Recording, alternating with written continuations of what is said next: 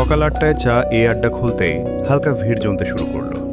কিন্তু দোকানটা আজ একটু আলাদা লাগছিল।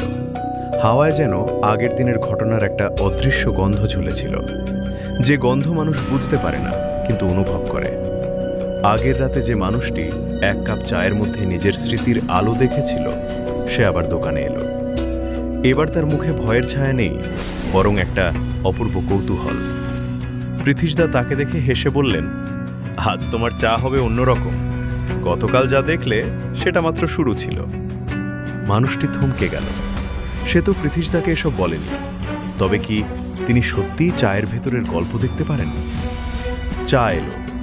আগের চেয়ে নরম আলো নিয়ে চা ভাঁড়ে ঢালার সাথে সাথে ভাঁড়ের গায়ে হালকা উষ্ণ রং ফুটে উঠল। এই রং আগের দিনের মতো স্মৃতির নয়, এই রং যেন ভবিষ্যতের দিকে ইশারা করছে। প্রথম চুমুক যেতেই সে অনুভব করল, আজ চা তাকে কিছু দেখাচ্ছে না, বরং কিছু জানতে চাইছে।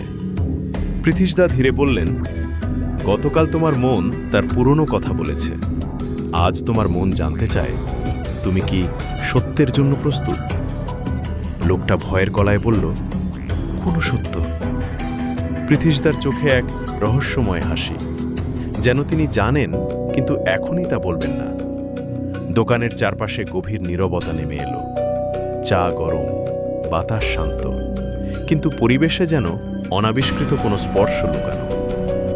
মানুষটি দ্বিতীয় চুমুক দিতে না দিতেই ভাঁড়ের উপরে হঠাৎ একটা শব্দ ফুটে উঠল, যেন কেউ অদেখা হাতে একটা সংকেত লিখে রেখেছে। সে ভয়ে ভাঁড়টা উল্টো করে দেখল। সেখানে একটাই শব্দ ঝলমল করছে, শুরু। তার পুরো শরীর কেঁপে উঠল। সে পৃথিশদার দিকে তাকিয়ে বলল, এর মানে কি? কি শুরু? পৃথিশদা ধীরে চশমা খুলে তার দিকে তাকালেন। এবার তার চোখে আগের থেকে বেশি আলো, বেশি গভীরতা, আর এক অদ্ভুত অশান্ত রহস্য। পৃথিশদা শুধু বললেন, তুমি যা খুঁজতে এসেছে তার আসল উত্তর এখনো তোমার সামনে আসেনি। পার্ট 3-এ তুমি জানতে পারবে কেন তোমার জন্য এই শুরু লেখা হলো।